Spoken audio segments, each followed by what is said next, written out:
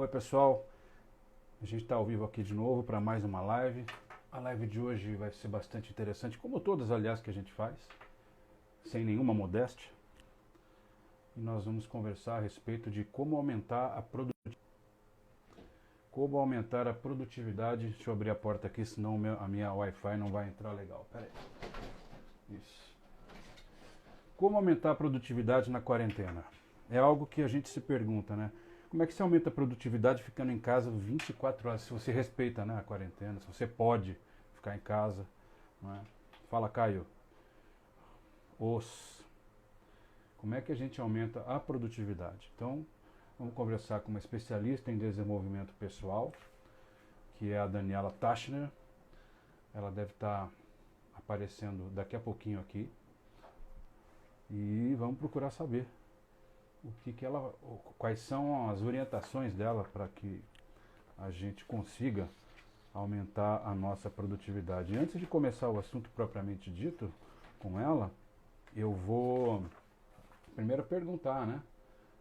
A gente teve uma conversa bastante legal por telefone antes de começarmos, aliás, antes de acertarmos a live, e eu queria que ela explicasse para vocês.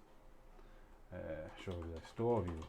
Por que ela resolveu trilhar esse caminho? Porque ela salvo engano, ela fez administração, não é? Deixa eu...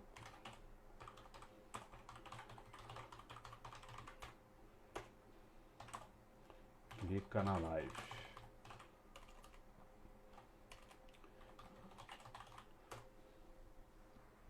Aí, beleza. Deixa eu convidá-la. Vamos lá. Pronto.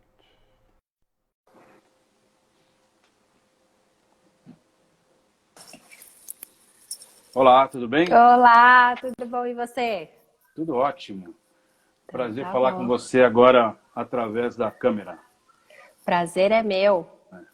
A gente Ó, conversou por telefone, eu estava falando aqui para o pessoal que antes de entrar nesse assunto, que eu acho bem legal, eu queria que você explicasse um pouco para a gente, depois que eu te apresentar direito, claro. essa trajetória sua, que desembocou justamente naquilo que você faz hoje, entendeu?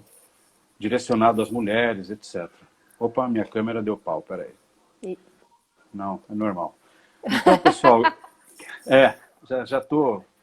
Nós estamos aqui com a Daniela Tachner e, entre várias coisas importantes, eu vou frisar que ela é especialista em desenvolvimento pessoal e alta performance para mulher. Então, a Exatamente. minha primeira pergunta é: por que para mulher? Por que para mulher? Essa pergunta eu recebo bastante, É, Adriano. eu Acho que é imagino. uma das que eu mais recebo. Bom, começa que a gente tem uma desigualdade entre a performance do homem e da mulher no ambiente de trabalho. A gente tem por diversas questões, entre o machismo estrutural, a questão de produtividade no tempo, enfim, mas também porque não tem ninguém que se foque especificamente na mulher. Quando eu fui procurar mentorias e desenvolvimento pessoal, ninguém tratava especificamente das minhas necessidades. E homens e mulheres são diferentes. Então eu queria, as mulheres que conseguiram conquistar alta performance, elas tiveram uma ajuda, mas elas tiveram que sublimar, elas tiveram que adaptar aquela ajuda para o dia a dia delas. Porque é Entendi. diferente, não tem jeito. E a maneira que o homem pensa e que a mulher pensa é diferente. Então eu quero ajudar as mulheres a conseguirem encontrar técnicas para que elas se conheçam, e são técnicas muitas vezes voltadas somente para as mulheres, e para que elas Uhum. possam desenvolver o melhor delas, que é o que a gente chama de soft skills, né? Que são as nossas melhores habilidades. Você resolveu direcionar todo o seu intelecto, toda a sua performance profissional nas mulheres porque você sofreu esse tipo de diferenciação quando Sofri. trabalhava? Sofri muito. Na verdade, eu sofri muito com a própria rotina de trabalho, que era muito difícil.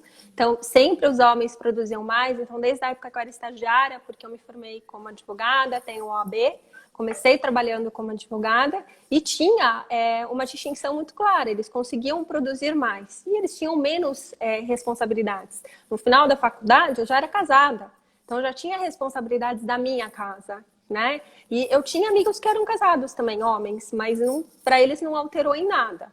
Então, foi um primeiro momento que eu senti impacto. Depois, quando eu fui procurar desenvolvimento pessoal, só tinham homens para ajudar.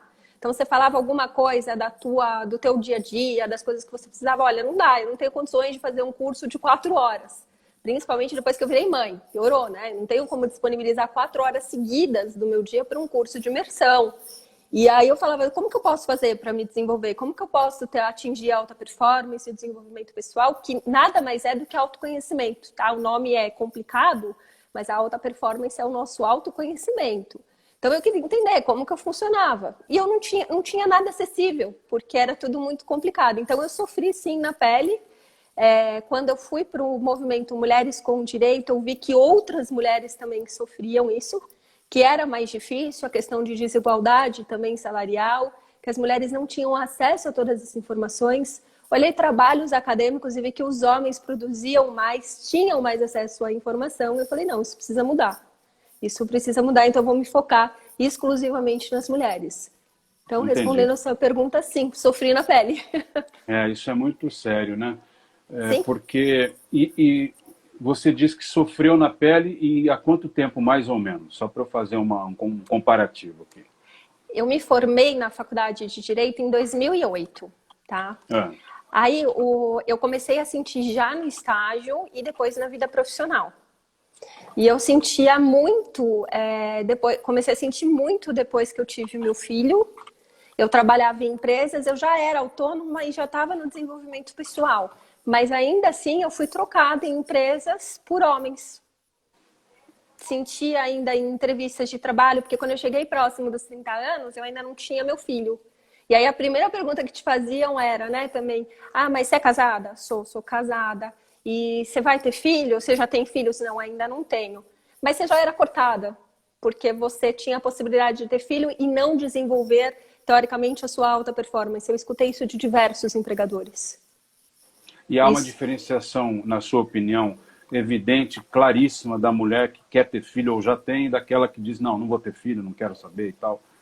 A que não quer ter filho é mais bem vista por eles ou não? Ela é mais bem vista e ela, no geral, ela consegue realmente atingir mais rápido os seus resultados porque ela tem uma responsabilidade a menos. Então, que a gente percebe que as mulheres que conseguiram atingir o sucesso, como a gente chama, que conseguiram conquistar ali o espaço no mercado de trabalho, ter um bom retorno financeiro, uma boa posição, elas ou optaram por ter filho mais tarde ou optaram por não ter filho. Eu tenho inúmeras amigas e clientes que falaram, olha, eu desisti de ter filho porque senão não dava. Eu não tive o meu segundo filho porque senão ficava inviável. Eu não ia conseguir nunca alavancar na carreira. Eu estava lendo, eu não sei se eu não me lembro onde eu li, mas eu falei para você na nossa conversa, na pré-entrevista, que eu vi em algum lugar aí, se alguém que estiver assistindo souber, que nessa quarentena, nessa pandemia, né, existe a produtividade masculina na área da pesquisa científica tem sido infinitamente maior do que a produtividade feminina. E uma das razões nessa matéria que eu li, nessa reportagem, é justamente o fato da mulher estar em casa, o marido também, mas a mulher tem que se virar para cuidar de filho, de casa, de tudo. Então ela não consegue fazer a pesquisa científica e tal, e enquanto isso os homens estão deslanchando. Isso é muito ruim, né? Não é legal isso daí. Eu acho que 2020 já era para ter mudado alguma coisa, né? Muita coisa mudou, né? A gente tem dados que mostram algumas mudanças. A gente tem uma questão geracional também, né? Porque a geração X, ela veio, que é a geração dos meus pais, eu tô com 38 anos, ela veio ali já começando a semear algumas mudanças. A mulher começa a entrar no mercado de trabalho, mas ela não entra com tanto afinco. A minha geração, que é a geração Y, já começa a entrar para valer. E agora o que a gente espera é que a geração Z, que é a geração do meu filho, consiga essa igualdade, porque tudo é um passo a passo. Mas a gente ainda tem inúmeras mulheres ganhando menos que homens, ocupando a mesma posição. E o IBGE deu dados antes da pandemia, tá? Depois da pandemia eu não tenho. Mas antes da pandemia, o tempo que as mulheres dedicam na produtividade de trabalho é igual ao tempo do homem. Porém, o tempo que elas dedicam nas atividades domésticas, e aí com filho ou sem filho, é o dobro do tempo que o homem dedica. Então, se o homem dedica 1 hora, ela vai dedicar 2. Se o homem dedica 2, ela dedica 4. Então, a gente hoje de manhã, eu estava numa outra live falando sobre a jornada tríplice. Né? A gente passou a ter uma jornada tríplice, quádrupla. E quem está sofrendo mais nesse contexto, ironicamente, são as mulheres casadas. Porque as mulheres que são separadas, elas conseguiram fazer a guarda compartilhada. Que no começo eu até te confesso que era uma coisa que me pegava e eu não gostava. Eu passei a gostar da guarda compartilhada depois que eu vi no Mulheres com Direito. Porque realmente dá liberdade para a mulher, é onde você consegue equacionar um pouquinho mais, né? Então, porque o homem fica um pouquinho. Agora, as mulheres que estão casadas, os homens continuam ainda nessa postura e isso precisa mudar. Só que a mulher também precisa mudar, né? A mulher também precisa começar a exigir um pouquinho mais. Eu quis fazer essa introdução esse preâmbulo, porque eu acho importante, né, as pessoas que estão aí ouvindo saberem, né, essa trajetória sua, porque ela vem embasada numa questão que é secular, né, na nossa sociedade, que é essa, você mesma disse, é estrutural. E você acredita que, embora você já tenha dito agora que já houve mudanças, você acredita que isso tende a mudar muito lentamente? Ou acho que para a geração Z, que é do seu filho, por exemplo, ele tem quantos anos? Gabriel tem 6. Então, essa concepção, ela já tem arrefecido muito mais? Ou você acha que é uma coisa muito lenta, vai demorar? Qual é a sua percepção? Qual é o seu desejo? Bom, desejo eu já sei, mas qual é a sua né, torcida? Olha, a minha torcida, e eu acredito que vai se realizar, é que quando o Gabriel chegar na idade profissional, já vai ter uma mudança considerável. Mas a gente está falando de uma criança de 6 anos. Então, assim, ele tem aí pelo menos uns 12 anos, se a gente considerar que ele entra no mercado de trabalho com 18. Ele ainda tem mais 12 anos. E 12 anos para a gente fazer uma mudança pode parecer um tempo curto de tempo quando a gente analisa história, né? Na história, quando você fala, 12 anos é pouco. Mas para quem está vivendo o dia a dia, é muito. Então, eu acho que ainda tem, de um lado, eu acho que tem muito tempo, se a gente for falar do tempo como uma percepção, né? Nossa, como a gente sente. E de um outro lado, se a gente olhar pelo âmbito da história, né? Pelo ângulo da história, talvez seja um curto espaço de tempo, considerando até tudo que já passou, como você mesmo colocou, é uma coisa secular, né? Ou seja, de mais de 100 anos. É impressionante como é mesmo, né? A gente tem isso ainda, eu ouço das minhas colegas, é uma coisa que realmente muda a passos muito lentos. E infelizmente, eu já falei isso numa outra live, não sei qual, mas eu falei, os filhos masculinos, os homens criados por machistas, eles perpetuam, eles continuam esse comportamento nas gerações subsequentes. Minha filha tem 20 anos, ela passou por isso, bullying na escola com filhos, com gente da idade dela, que hoje tem 20. Na época tinha 14, 15 anos. 14 anos, imagina você, fazendo a mesma coisa que o pai fazia, entendeu? E que provavelmente o avô, o bisavô, o tataravô e todo mundo, né? Uma coisa que é uma absurda. repetição de comportamento, é o exemplo que a pessoa tem. Por isso que eu acho que cabe muito aos pais agora, pais e mães, orientarem os seus filhos para ser diferente. Precisa dar o exemplo. Então, eu não sei quantos da geração Z vão conseguir ter um exemplo diferente. A gente já tem algumas mudancinhas na geração Y, inclusive porque a gente tem muitos pais que se separaram, né? Você começa a ter um novo contexto aí de família. Entendi. Né? Você começa a ter, na verdade, você convive com a figura masculina que não é o seu pai. Né? Você já começa a ter essa mudança. Então, acho que isso pode acelerar. Mas precisa ter uma conscientização, Adriano, que eu sempre falo, não só dos homens, mas das mulheres também. Hoje, eu estava no grupo de mães aqui do meu filho, e aí estava falando, uma mãe estava desabafando, e aí ela falou assim, eu não sou feminista. Eu falei, gente, espera um pouquinho, qual é o conceito que vocês entendem de feminismo? Feminismo não é o oposto de machismo. Né? O machismo é colocar o homem numa posição superior, o feminismo não. O feminismo vem para trazer equilíbrio. Então, na verdade, todos nós, homens e mulheres, precisamos ser feministas para que a gente consiga atingir esse equilíbrio, né? E isso precisa entrar na cabeça da mulher também. Tem uma colega minha que está aqui na live, inclusive, ela já me deu bronca um dia porque eu falei que eu era feminista. Ela falou, homem não é feminista. Homem é simpatizante do feminismo. Eu levei essa bronca, nunca mais falei que eu era feminista. Eu sou simpatizante, pronto. Ela deve estar rindo agora. Se eu bem conheço, está dando risada agora. Lembrando o pito que ela me deu. São diferenças de cada movimento, né? Eu não sei, no Mulheres com Direito a gente sempre fala que os homens são bem-vindos e que eles podem ser feministas. Mas se a gente for na palavra, né, no significado da palavra, a gente vai traduzir, independente aí das brincadeiras e das diferenças de grupos e de crenças, a gente traduz como um movimento para a igualdade.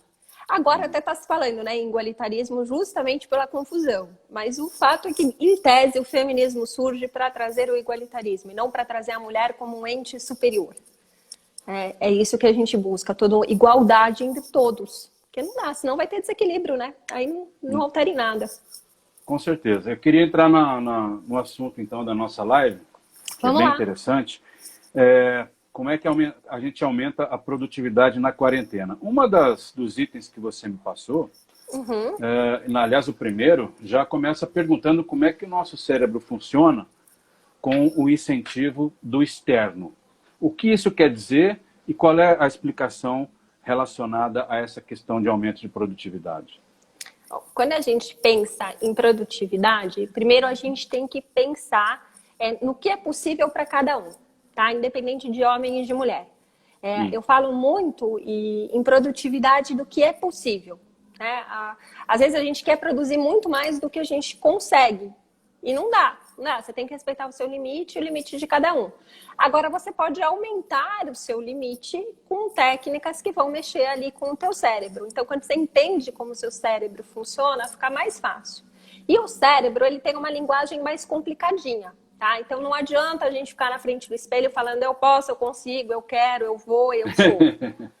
É super bacana para motivação, mas não comunica com o teu cérebro. Porque o nosso cérebro ele tem o consciente, o subconsciente e o inconsciente. E aqui eu vou aplicar a teoria da psicologia, tá? Porque vai ter divergências. Então, assim, quando a gente fala do inconsciente, a gente fala de algo que é completamente inacessível, mas que tem todas as informações da realidade. Então, seria o território máximo. Quando a gente fala de subconsciente, a gente fala da porta de comunicação entre o inconsciente e o consciente. E o consciente é aquilo que a gente acessa com muita facilidade, tá? Que a gente vai no piloto automático. O que eu tomei de café da manhã? Que roupa que eu tô colocando? Então, esse é o consciente. Só que, apesar da gente não ter consciência dessa comunicação, ela existe. Então, dependendo de como você fala com o teu inconsciente, ele vai mandar uma mensagem, porque ele que decide tudo, ele vai mandar uma mensagem para o seu subconsciente, o seu consciente vai acreditar que ele que está decidindo, e aí você pode fazer condutas que te auto-sabotem e que cheguem a te fazer a produzir menos. Então, é muito importante a gente entender essa comunicação. Eu sei que ela não é fácil. Ela é meio complicadinha, né? Eu acho que... Tentando deixar Dá um exemplo prático, assim, bem beabá mesmo, para a gente enxergar isso. Vou entrar bem no nosso tema, então, tá? Tá. Por exemplo, quando a gente fica o dia inteiro de pijama e pantufa. O que a gente... Pode ser? Posso já dar esse exemplo? Não. Quer que eu segure ou dou outro?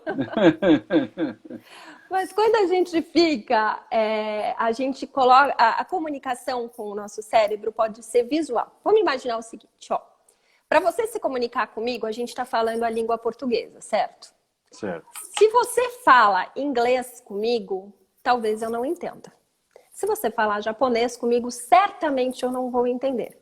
Inglês a gente pode até conseguir falar. Mas é o que você está fazendo com o teu cérebro. Você está comunicando com ele, só que de repente, no teu dia a dia, você vai lá e fala alguma palavra que ele entende, que você nem percebeu que é uma comunicação. E a gente faz muito isso, por exemplo, o pessoal do marketing faz bastante isso. Tá? O marketing vai lá, ele coloca uma determinada cor no anúncio, ele coloca uma determinada forma, com quem que ele está conversando? Você está percebendo que você está sendo impulsionado para compra? Não. Quando você vai ver, você já comprou. Quando você vai ver, você quer aquele iPhone, você quer aquele tablet, aquele iPad, seja o que for. Porque alguém impulsionou isso dentro de você. E o marketing domina essa comunicação. Então, a gente precisa trazer essa comunicação do marketing para o nosso dia a dia. Tá? Então, a gente pode usar as cores, a gente pode usar as formas, a gente pode usar as posições poderosas, que a gente chama, mas a gente precisa adequar a comunicação. Esquece a questão de consciente, inconsciente, subconsciente, porque fica muito complexo. Mas pense o seguinte, você precisa conversar com você mesmo. E para conversar com você mesmo, tem uma comunicação, uma linguagem específica. E você precisa aprender a falar essa língua. Então, é isso que a gente precisa trazer. Então, como que eu vou falar essa língua? Porque o meu é como se eu tivesse uma briga interna. Né? Eu tenho uma Daniela falando uma coisa, a outra Daniela não está entendendo. E eu preciso fazer com que as duas se comuniquem, porque as duas querem o meu bem. Ficou mais claro ou ainda está muito complexo? Sim, não, para mim ficou.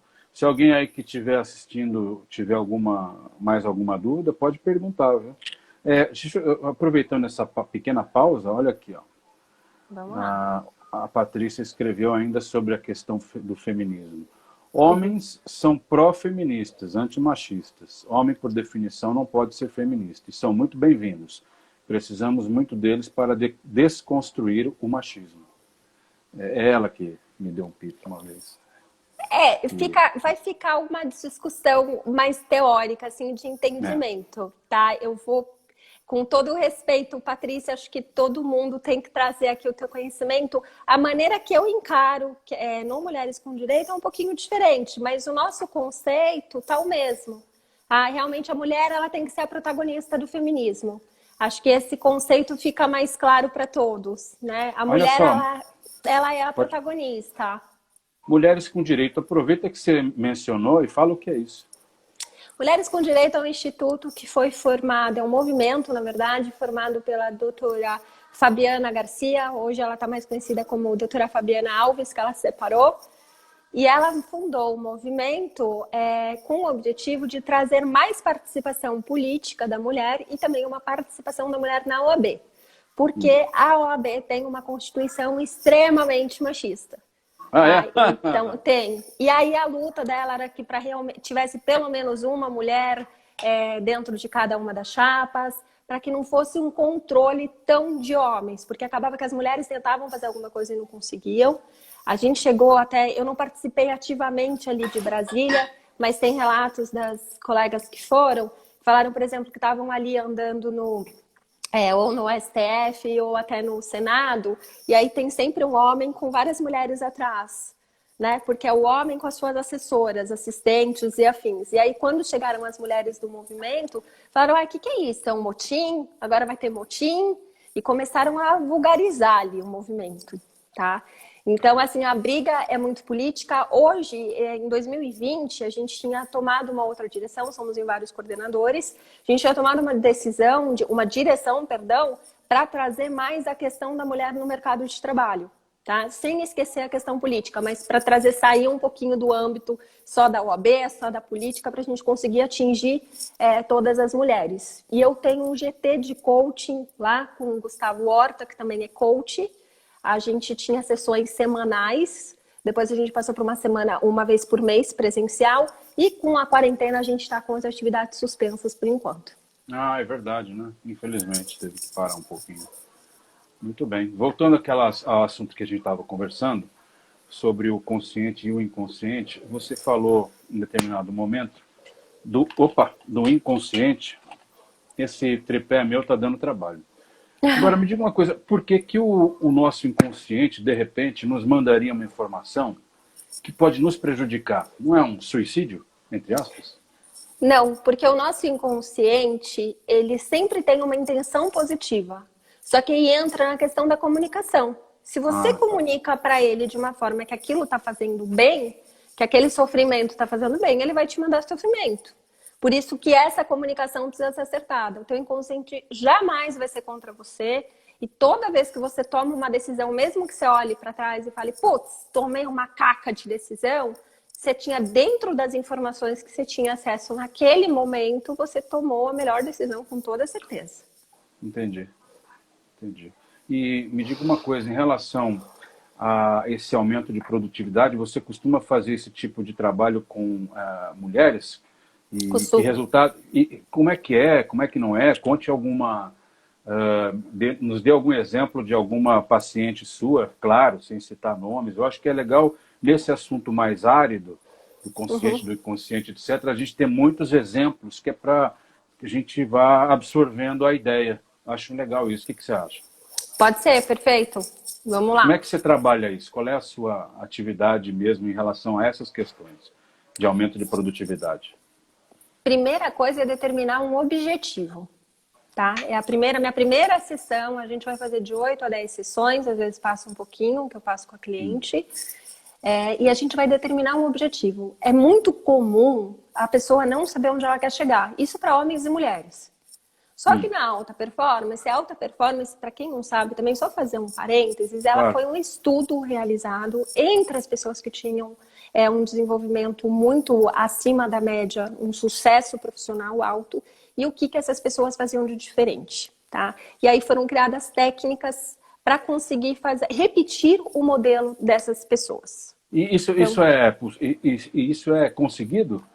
Isso acontece? é a chamada programação neurolinguística.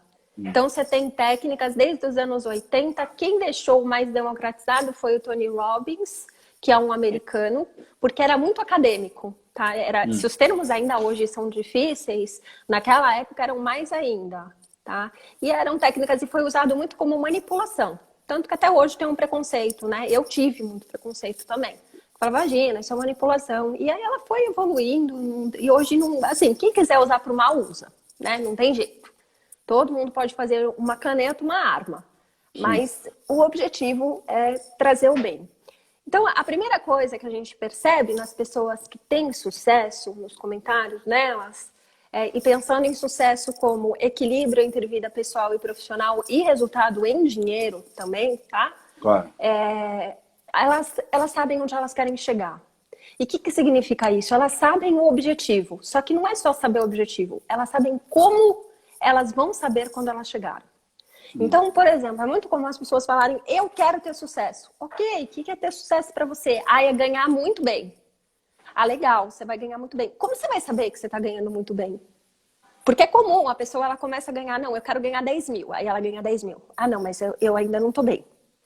Aí ela vai se frustrando, entendeu? Porque ela aumenta o nível de vida dela, o custo de vida dela aumentou junto com o salário. Ela nem percebeu, né? Ou com o ganho, com a remuneração.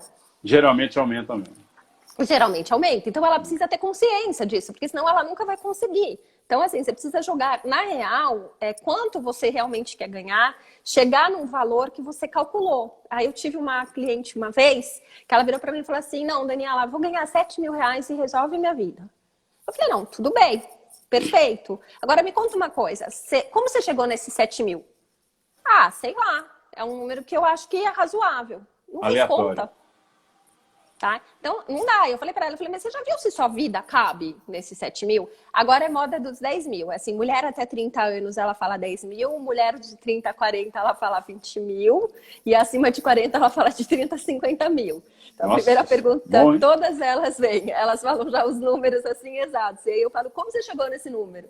Tem uma ou outra que chega com o número quebradinho. Aí eu sei que fez conta. Então, a primeira sessão, você vai montar o seu objetivo. Tá? Às vezes a pessoa está muito perdida, ela não sabe o que ela quer, então a gente vai mexer um pouco com as habilidades. E aí tem vários testes, inclusive o antigo DISC, que é um teste de habilidades, que hoje é chamado de APC, que é um teste adaptado para o Brasil, aprovado pela USP, conforme o jeito brasileiro, tá? E aí você vai descobrir quais são as suas habilidades, o que você faz bem. Por exemplo, eu tenho uma alta capacidade de oratória. Só que eu não sabia, até eu fazer minha APC, se você falasse isso para mim, eu falava, imagina. Você tem uma alta capacidade persuasiva. Eu também achava que não. Então, você traz aquilo. Aí é a comunicação do inconsciente com o consciente. O meu inconsciente sabia o tempo todo que eu tinha isso. Tanto é que apareceu no teste. Mas não estava aqui na minha cabeça, não era uma coisa que eu tinha acessado, como se o inconsciente fosse uma caixinha. E aí você fala, bom, ok, então eu tenho essas habilidades. Com essas habilidades, o que eu posso fazer já com elas de pronto? Ah, eu posso fazer tal coisa, eu posso ir para negociação, que foi o meu caso, que eu fui um período, trabalhei com negociação muitos anos. Ah, eu posso trabalhar com palestras. E aí você vai vendo o que você pode fazer até você conseguir juntar o sonho da pessoa com o objetivo e criar o propósito dela. Né? Porque precisa ser, isso é uma outra coisa que as pessoas de alta performance têm. Elas fazem as coisas com o coração. Aí todo mundo fala, isso é piegas.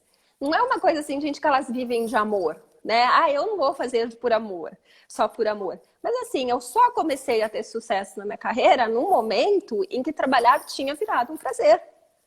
Eu só consegui sustentar esse sucesso, porque ganhar dinheiro não é o mais difícil. O mais difícil é se manter ali. É se manter naquela carreira, né? E não ficar assim, vai e volta, vai e volta. Então, o primeiro passo é o objetivo claro e mensurável. Ou seja, como você sabe que você chegou e atingiu aquele objetivo. Isso vai ser a primeira sessão. E a segunda? A segunda... A segunda sessão... Mas assim, eu tô brincando, mas assim, na primeira tem o estabelecimento desse alvo, daí objetivo. Na segunda tem outra coisa, do objetivo, na segunda tem outra coisa, na terceira outra coisa, ou não? Aí é só realmente o desenvolvimento do que foi concebido na primeira sessão. De acordo com o objetivo, a gente vai montar a estratégia de ação.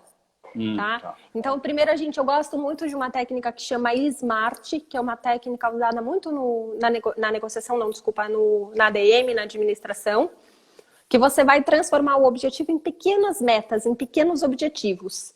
Só que você vai dizer como você vai chegar lá.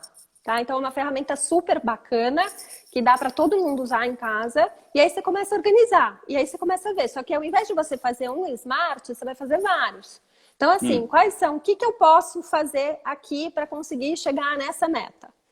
Eu posso ir para o lado direito, eu posso ir para o lado esquerdo e eu posso ir reto. Você vai ter 3 alternativas no mínimo. Aí eu vou explicar, normalmente eu explico na sessão também, que existe uma diferença muito grande, e para o SMART faz diferença, que é a opção e a alternativa. Aqui Harvard traz isso para a gente, no conceito da negociação. A alternativa é o que depende única e exclusivamente de você.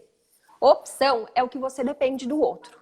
Então, quando você trabalha com opção, esquece, você não vai conseguir fazer o seu planejamento assim. Mas eu dependo se vai ter o Covid, eu dependo se o Covid vai acabar, se o governo vai liberar, se a loja vai abrir, se o cabeleireiro vai funcionar. Esquece. Porque isso são opções. Você vai ter que concentrar em coisas que dependam exclusivamente de você. Isso também foi outra coisa verificada pelas pessoas de alta performance nesse estudo que foi feito. Então, como que eu vou fazer isso? E aí você vai trabalhar com crenças, né? Tipo, a pessoa tem alguma coisa que também é do inconsciente, a avó falou para ela lá atrás, em 1900 bolinha, 1800 bolinha, dizendo, né, que ela não era capaz. E aquilo ficou numa das memórias, a gente tem diversas memórias. E ficou. Só que ela esqueceu, naquele momento não está no consciente, mas está lá, aquela vozinha. E aí você precisa tirar aquela voz de você, porque isso está te impedindo. Né? Você precisa. Então a gente vai trabalhar todas essas crenças. O que te impede? O que você precisa? Então, mulheres em geral pedem coragem. Elas vêm com empoderamento. Eu quero me empoderar. O que é o empoderamento?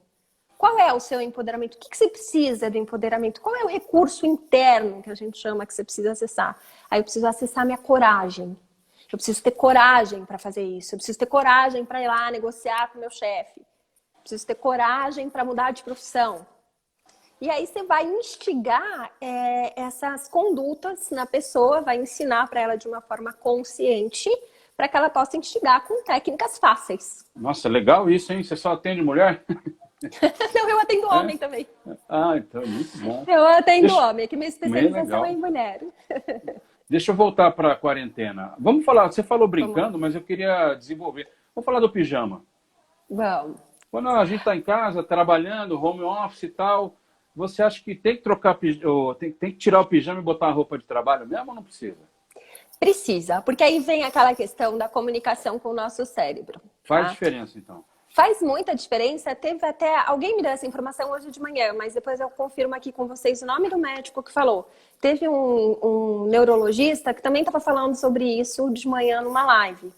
Ele falou o seguinte, olha, e eu também afirmo, quando você coloca o pijama, o que você comunica para o seu cérebro? preguiça, vou dormir, quero descansar, não me atordoa e não vou produzir. Aí você pensa, imagina que eu comunico tudo isso. Um exemplo que eu sempre dou, quem é pai e mãe vai acompanhar esse exemplo super bem. Quando você chega com um recém-nascido em casa, ele não diferencia dia da noite. Mas você quer muito que ele diferencie, principalmente a mãe que acorda para amamentar, você já está assim, desestruturada, de cabelo em pé, já não aguenta mais aquela criança mamando, e você quer que ele entenda. Aí o que você vai fazer? Você vai dar o banho, é o primeiro ponto da rotina de todos os casais, né, que eu conheço pelo menos. Você vai dar o banho, vai apagar, diminuir as luzes e colocar o pijama. Você coloca teu filho recém-nascido para dormir de roupa? Muito difícil, gente. A maioria põe pijaminha, a maioria compra o pijaminha. Por quê? Porque é um significado, é um arquétipo. Né? Eu estou colocando o pijama, porque o pijama é o que eu uso para dormir. Você vai numa festa de gala de pijama? Não, porque a gente chega na festa de gala, quando você pensa numa festa de gala, num casamento bem formal, você coloca uma roupa formal para demonstrar o quê? Que você está adequado ou a formalidade do ambiente? Para mostrar para o seu cérebro como você vai se comportar. Você vai dormir no meio da cerimônia, apesar de ter gente que dorme? Não.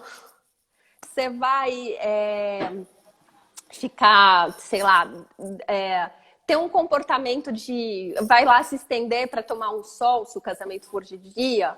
Não vai, né? Você vai ter outra conduta. E você já direcionou seu cérebro na hora que você pôs a roupa. Então, a roupa, ela tem uma forte influência no nosso cérebro.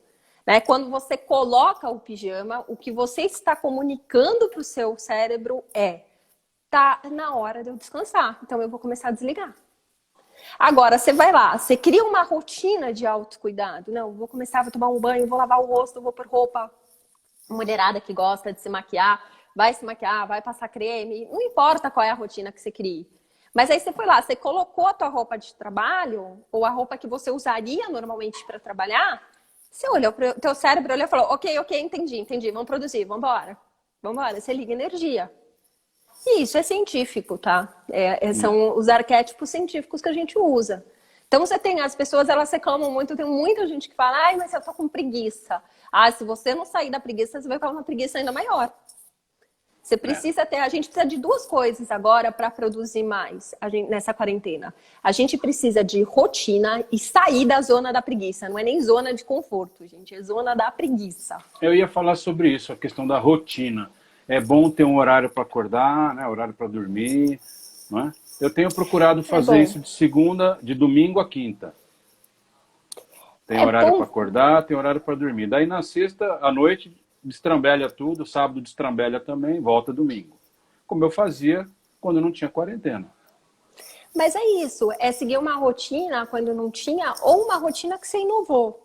Eu, por exemplo, não acordava tão cedo, tá? Eu acordava mais tarde, porque o Gabriel ia para a escola, então todas as minhas atividades eu fazia à tarde.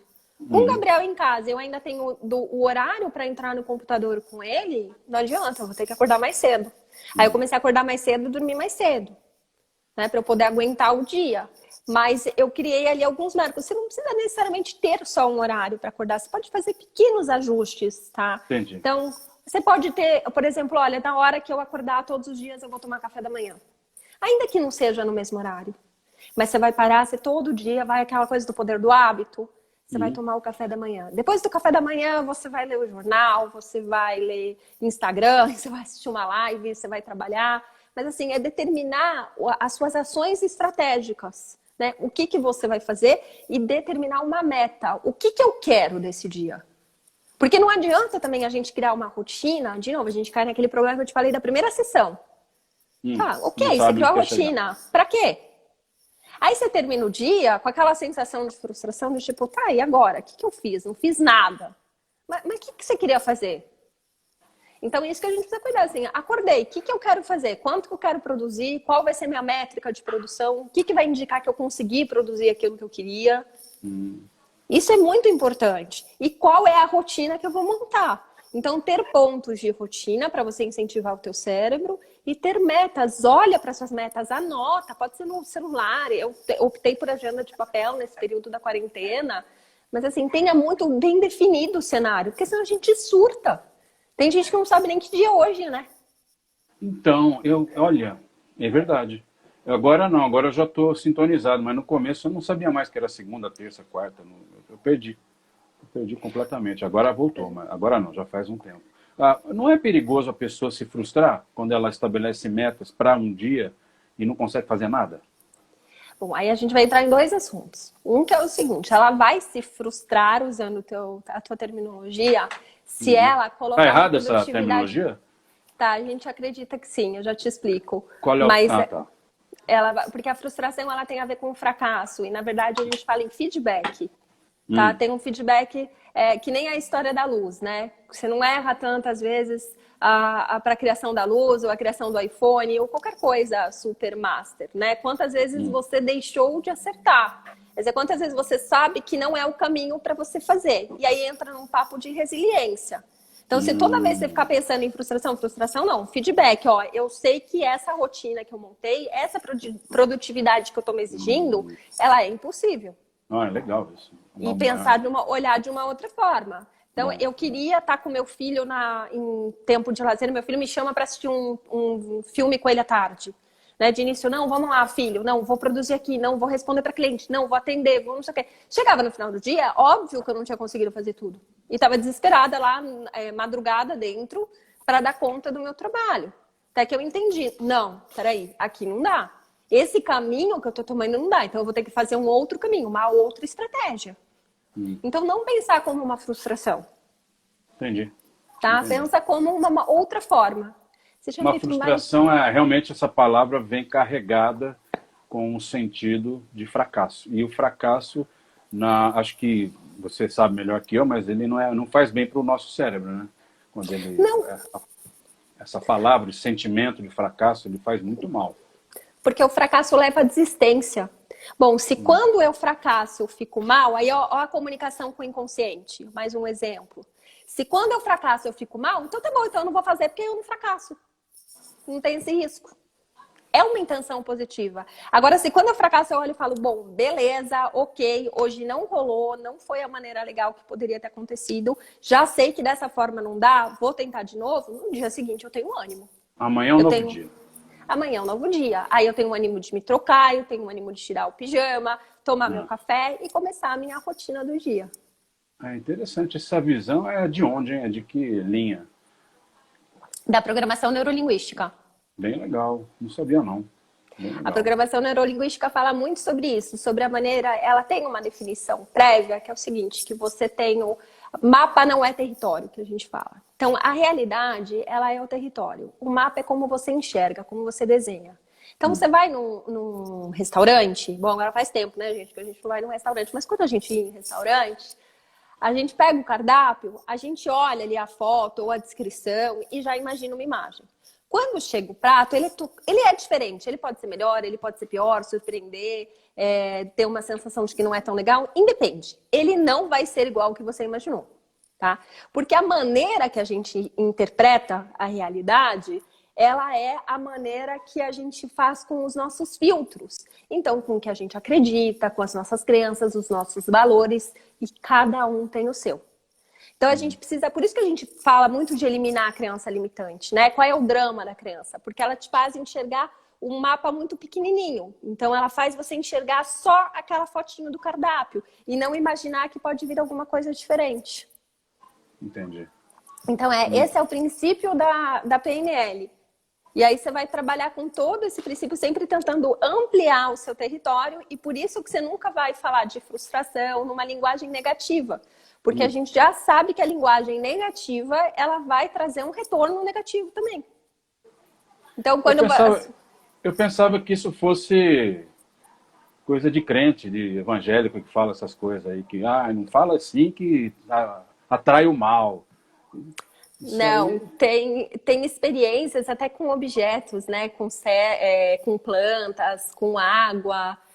com animaizinhos, com ratinhos. Você vai lá e fala que o ratinho é ruim, é podre, é feio, bababá. Ele tem uma expectativa de vida menor do que o ratinho que você falou que é lindo, fofo e meigo, por exemplo. Isso é uma experiência científica? Sim, sim. Caramba, tá brincando. Não, e o Ho Oponopono, que todo mundo está falando, ele também se baseia nisso, e ele fez, agora eu não me lembro o nome do teórico, tá? Que fez a experiência com a água. E aí ele colocou num copo d'água, escrito as palavras lá, eu te amo, eu te perdoo, eu não sei toda, gente, perdão. Mas aí colocou as palavras bonitinhas do Ho Oponopono. E no outro copo ele colocou palavras agressivas. E a água teve uma mudança de cor, ela teve uma mudança radical. E aí até o Ho Oponopono fala pra gente que nós somos feitos praticamente de água. Então imagina você ficar falando isso todo dia pra você. Como que vai ficar essa água do seu corpo? Caramba. Tem vários estudos nesse sentido. Agora, o que eu te falei no início, não adianta você chegar só na frente do espelho e ficar falando eu posso, eu sou tudo, eu consigo. É importante, mas assim, é importante para você trazer uma motivação para o seu cérebro, para você trazer uma motivação para você. Mas só isso não vai funcionar. Porque você vai ter que comunicar ali para o teu inconsciente de outras formas também. Aí você tá lá de pijama, falando eu posso, eu consigo. É uma informação super contraditória. Né? Aí não dá. Então o inconsciente não vai conseguir entender o que você quer. Dentro dessa linha que você explicou, é por isso que certas pessoas falam com as plantas? Sim. Fala, você tá linda, você é não sei o quê. Eu sempre achei meio que loucura isso, mas então tem todo sentido. Tem sentido. Eu também acho meio loucura, mas a gente fez até na escola do meu filho, eles deram essa experiência. E realmente é a diferença. Se você pegar uma plantinha que você fala todo dia, elogia e tal, ela fica super bem. A plantinha que você fala mal, ela fica mal, porque tem alguma diferença na nossa tonalidade de voz, que talvez mesmo a gente tentando fazer a mesma, a planta sente diferente. Então tem alguma coisa que muda na nossa tonalidade, nas ondas do som, e aí essas ondas é que vão influenciar. A gente tem que pensar que tudo é energia, não no sentido espiritual, tá? Pode até ter reservado aí o direito. Sentido quântico, físico. No sentido quântico. Então, a gente tem que sempre pensar em energia que a gente está produzindo. A gente tem o nosso campo eletromagnético, né? Como funciona? O que a gente atrai? Como que ele vai funcionar? Tem técnicas que a gente precisa de hidratação para fazer, por exemplo, na PNL, porque se o corpo não estiver hidratado, o teu campo eletromagnético não vai te atrapalhar, ele vai estar mais fraquinho. Caramba. Então a gente precisa entender que a gente, assim, a gente usa 5%, se eu não estou enganado, ou até 5% do nosso cérebro, e a gente tem outros, pelo menos 90%, né? Se eu estiver falando uma porcentagem mais baixa. E aí, a gente não conhece? E aí, porque não conhece, não usa, a gente precisa começar a conhecer. E aí, é encarar que existe muito mais coisas do que a gente conheceu até agora. É encarar assim, que falar com a planta funciona, apesar de parecer loucura, que crença limitante não é só uma coisa de modinha, que realmente ela pode te barrar. Chama crença limitante? Crença limitante. A gente é feito de crenças. Crença nada mais é do que aquilo que você acredita. Elas podem ser crenças do sucesso, como que eu posso, eu consigo, eu sou merecedora, eu sou capaz. E elas podem ser crenças que te limitam. Putz, que burra, como que eu não acertei isso? Nossa, não acredito, que idiota que eu fui que eu não pensei nisso antes. Nossa, eu falo isso direto pra mim. Pois é, olha o que você tá falando pro teu cérebro. Né? E aí a gente fala com aquela parte do cérebro que a gente não conhece direito. Então você tá falando, bom, se eu sou insignificante, se eu sou idiota, se eu sou tudo isso, na hora que eu chegar para uma prova ou para alguma coisa muito importante de produtividade na minha vida, o que o teu cérebro vai lembrar? Lembra que a gente, como se tivesse prateleirinhas das memórias, né? O cérebro vai falar, opa, peraí, deixa eu pegar essa aqui. Insignificante, idiota, incapaz, e vai. Eu fiz um exercício na PNL, que fizeram, né, em mim, e eu lembrei de uma coisa que eu não lembrava há muitos anos, que a minha avó materna tinha me falado. Eu tinha falado para ela que eu queria ser cantora. A gente tinha a Tetê Espíndola, era prima da minha mãe, e aí eu cresci ouvindo ela cantar. Aquela voz fina. Ela mesma. Você ela era casada com o sol, não é? Cantava essa música? Ela mesma. E aí eu cresci ouvindo, imagina, eu era criança, achava ela o máximo, uma estrela, e eu lembro que eu falei para minha avó, Ah, eu quero, acho que eu tava cantando no sofá ali enquanto eu tava indo dormir, e minha avó falou alguma coisa, eu falei, ah, eu vou ser que nem a tia Tetê, quando eu crescer, eu vou ser cantora. E minha avó falou assim, não, você não pode ser que nem a tua tia Tetê, porque a tia Tetê nasceu com talento de música, ela tem um cabelo melhor do que o seu, eu lembro do cabelo, e tava falando, ela tem não sei o quê, e aí ela começou a falar de um monte de coisa como se eu não pudesse. E aquilo ficou que eu nem lembrava, tá, Adriana? Eu só fui perceber quando fizeram a atividade, né? E aí eu entendi o que tinha acontecido. Mas e ficou na minha cabeça. Tá tocando o telefone aí, ó. Tá. Eu vou pedir só um minutinho. Desculpa, pode, gente. fica Só um tranquilo. minutinho. Vai lá. Quem sabe faz ao vivo. Interessante, hein? Vocês não têm pergunta, pessoal? Falta só, olha, 8 minutos para terminar a live. Considerando que ela vai ficar lá mais ou menos 1 minuto, temos 7 minutos para terminar a live. Ninguém tem pergunta nenhuma? Se tiver, faz aí que eu vou ler, tá? Para ela. Se não tiver, eu vou fazer a minha e daí a gente vai encerrar. Bem legal, né? Melhor do que eu esperava. Muito bom. Já vou falar para ela que a gente vai fazer uma outra live sobre PNL. Achei legal esse negócio aí. Mas não vou falar de técnica, vou falar de coisas práticas. Acho mais legal. Práticas. Desculpem, eu Não, sou diretora aqui do condomínio que eu moro. E aí me ligaram para fazer algumas perguntas administrativas, perdão. Ó, a gente só tem 7 minutos para acabar essa live, mas eu já de antemão gostaria de convidá-la para fazer uma outra. Tá? Claro, obrigada. Porque está muito legal, muito bom. Vai ser Deixa um prazer, eu perguntar obrigada. uma coisa. Ah, que bom. E, ó, a gente falou do pijama e da roupa de trabalho diária, papapá. E isso daí também se enquadraria na questão, por exemplo, do final de semana? Tem roupa para meio da semana, para trabalho, e tem roupa para final de semana ou nada a ver? Olha, como consultora de imagem formada, eu vou te dizer que você pode usar todas as suas roupas em todos os momentos. A questão é como você vai configurar essas roupas. Brincando aqui um pouquinho com você, né? Que a gente fala para não segregar o guarda-roupa. A questão é o seguinte, no final de semana, a gente tende a ter menos formalidade. Mas peraí, considerando que a gente está em casa, né? Final mesmo de semana, que não tivesse, vou passear na sacada. Então, mas mesmo que não tivesse em casa, né? Mesmo que você tivesse assim, olha, a quarentena tá normal, é muito comum, a quarentena não, perdão, o dia a dia tá normal. É muito comum a gente ter o dia do descanso. Então é comum a gente ficar com um pijama até mais tarde no final de semana, é comum a gente pôr uma roupa mais confortável. Se eu vou, por exemplo, brincar com o Gabriel no parquinho, eu não vou pôr uma roupa super hiper, eu vou pôr uma roupa mais estouradinha ali, porque esse é o objetivo. Então agora na quarentena, você vai ficar em casa mesmo, você vai assistir um filme ou você vai trabalhar, aí depende do que você vai fazer. Se você vai trabalhar, coloque uma roupa confortável, que você também pode colocar durante a semana, mas fique com cara de trabalho e organize seu canto. Aí não precisa ter um escritório em casa. Eu, por exemplo, imobilizei aqui a minha sala de jantar. Coloquei aqui o espaço para mim e para o Gabi, para a gente ele estudar e eu trabalhar. E agora não, eu quero assistir um filme, eu vou ficar de boa.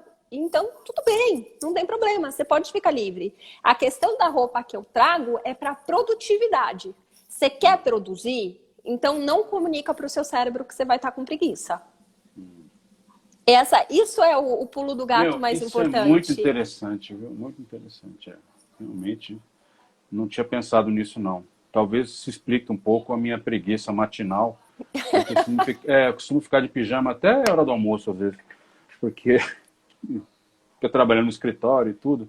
Mas, às vezes, eu sinto que a produção, ela podia ser melhor. A partir de amanhã, que é sexta, eu vou fazer isso. Eu vou já acordar, botar a roupa de trabalho. Pois aí depois você me conta como foi para eu te usar de exemplo, tá bom? Bem legal isso. Bom, eu tenho que encerrar, mas assim, já vamos fazer outra, enfim. A gente conversa fora do ar aí para ver qual assunto seria legal. Achei muito legal, muito boa a nossa conversa. A gente conseguiu fazer, né, várias aproximações em assuntos diferentes, mas tudo a mesma coisa. Espero que o pessoal também tenha gostado. Como eu sempre faço, essa live eu vou colocar no meu IGTV e depois no YouTube da AKM Comunicação. E daí, tendo uma nova live, a gente faz a propaganda, né, a publicidade, a arte, e passo para você também. E queria agradecer, porque foi muito bom. Quero também te agradecer a todo mundo que nos acompanhou aqui. Se alguém também ficou com alguma dúvida, vai lá no meu individual, me manda um direct, eu sempre respondo, ou manda para você que você me passa, mas fiquem à vontade em perguntar, que eu gosto muito desse assunto, eu acho que a gente tem que divulgar a informação. Obrigada pela oportunidade de estar aqui, foi muito gratificante para mim também. Eu que agradeço, Daniela. Um abraço, viu? Até a próxima. Até a próxima. Tchau, tchau. Tchau.